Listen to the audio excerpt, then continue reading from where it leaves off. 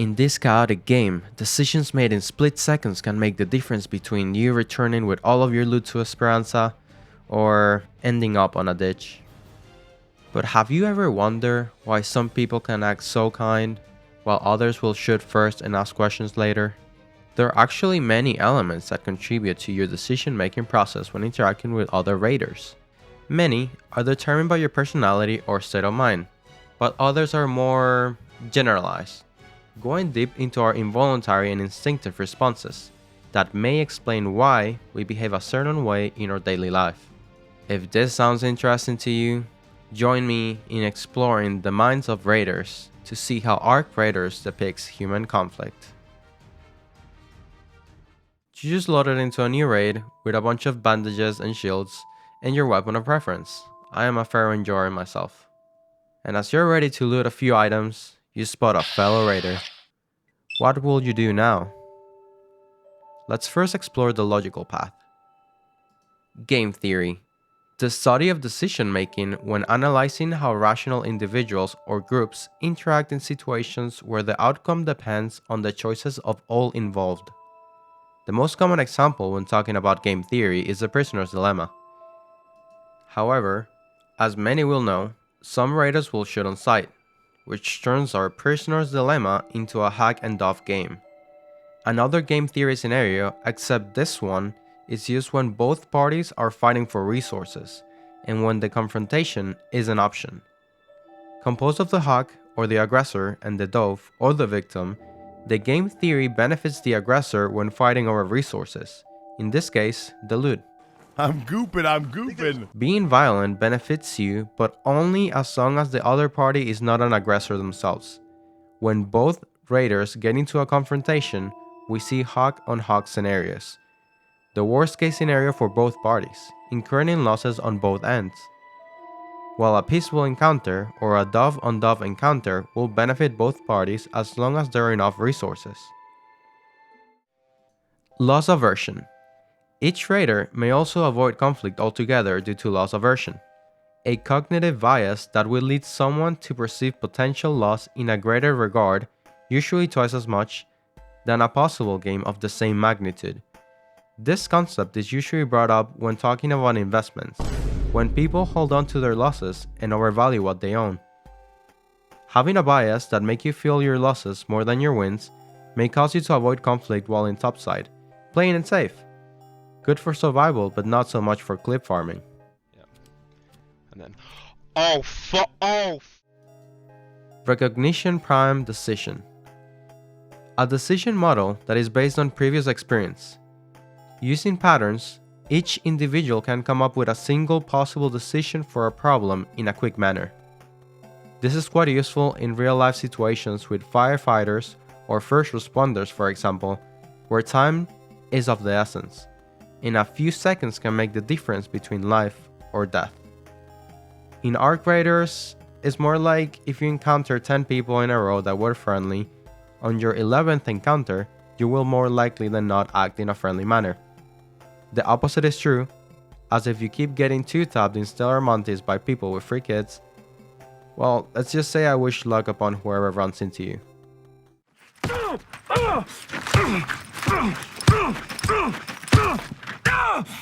Whoa!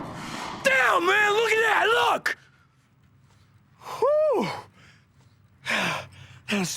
The emotional irrationality. As you can see, sometimes you can get quite emotional while playing this game, and any game really. You may have a good plan, good gear, the fastest routes, ready to accomplish anything you need, but if someone gets under your skin, well, they will be taking everything you own. Primal responses from fight or flight. An involuntary reaction from the body when faced with danger. As the name suggests, it prepares the body for either fight or flight when encountering a situation that could be considered dangerous. Now, I'm not saying that when you're gaming you get the same level of a response as when you're actually faced with a life-threatening situation. However, there are some stimulations to a lower degree of the same response when faced with an opponent during your expedition. Knowing in which side of the fence you tend to fall on, either the fighter or the runner, can help you proactively make decisions that would help you keep yourself in one piece. For example, a more avoidant player can load into topside with smoke grenades to block the view of attackers, fire grenades or door locks to block the attacker's path, or even set mines and traps in areas to defend yourself. As an attacker, well, you will probably just need a gun and enough ammo to send each raider in the lobby in a one-way ticket back to Esperanza. The bully victim cycle. So let's say you were on the receiving end of our previous example, or you found a friendly raider that ended up shooting you and taking all of your loot. You then load in with free kits to Stellar Montes looking for blood. That in turn places another friendly raider into the same path you were just on. Congratulations, you have just become part of the bully victim cycle. The cycle occurs when there is a bully and a victim. The victim, fed up or lashing out due to the bully's abuses, becomes a bully themselves, hurting others around them, perpetuating the cycle where other victims become bullies. It basically becomes a domino effect that can only be stopped by self-reflection or just touching some grass. Empathy from voice chat. Voice chat is one of the most, if not the most influential element of this game. This simple addition changed what already is a really fun game into a complex and layered vessel for human interaction. And it was one of the main reasons why I wanted to make this video. If we follow our original example of a raider finding another raider during their topside exploration, and we take all of the elements discussed into account, voice chat basically shatters everything else we've talked about. For better or for worse, this feature can completely change interactions with other players and can switch your perspective in a matter of seconds. If you were originally planning to attack said raider, as soon as they speak, you may hesitate in your resolve. Just by hearing their voice, a distinct feature of each human, with their tone, their pitch, if they sound tired from a long day at work, energetic or excited to try a new game, or if they have a fan blasting at the mic, oh my god, can you just mute yourselves? We involuntarily humanize the other player, turning them from a character made from packages and pixels sent over the internet into a human being. If you don't believe the impact recognition of sound has on our behavior, or how they can humanize us, let me tell you about an example from the Christmas night of 1914 during World War I. As the war continued, on the Christmas Eve and day, soldiers came out of their trenches into no man's land in response to caroling and lights atop German fir trees, sparking a series of spontaneous, unofficial ceasefires along the Western Front, where British, French, German soldiers briefly stopped fighting to exchange gifts, sing carols, and bury their dead. These elements, like singing and decorations, universally recognized by humanity during Christmas time, gave all who could hear and see sensations of peace and longing for a time of joy, more often than not surrounded by family and friends. This communication served as the vehicle for the ceasefire, and it parallels how communicating and humanizing yourself while exploring can prevent a violent encounter. Lack of information generates distrust, and distrust is the root of conflict. Even if you don't speak, just a simple emote saying, "Don't shoot," squatting multiple times, or just spamming your flashlight might be the difference between a peaceful resolution or an unexpected return to Esperanza. The opposite is true, as people can and will use this communication to deceive others and get their own way. As Niccolo Machiavelli said, men are so simple and so much creatures of circumstance that the deceiver will always find someone ready to be deceived. Greed. Greed, oh greed. What makes the world go around and one day be the reason it stops. Greed and humanity are intertwined the way roots are fixed on the ground that holds them. Or me and my pharaoh. What can I say about greed? People will remove all logic from the mental process as soon as they see a shiny object or one more zero on their bank account. Knowing this, beware of situations that promise great reward and those around you during it. Don't doubt anyone betraying you to get that piece of loot or that special blueprint. And for the love of everything that's sacred, do not trust anyone during the Harvester event. The outside influence. And now, we get to the last element I believe plays a big role in our behavior in-game and in our daily lives. The outside influence, or rules by which we're governed that makes us act the way we do. Queuing in groups. Us versus them. Let's first talk about queuing up with other people. This game is completely different playing with groups versus solo. Solo players are influenced by the elements we've discussed so far.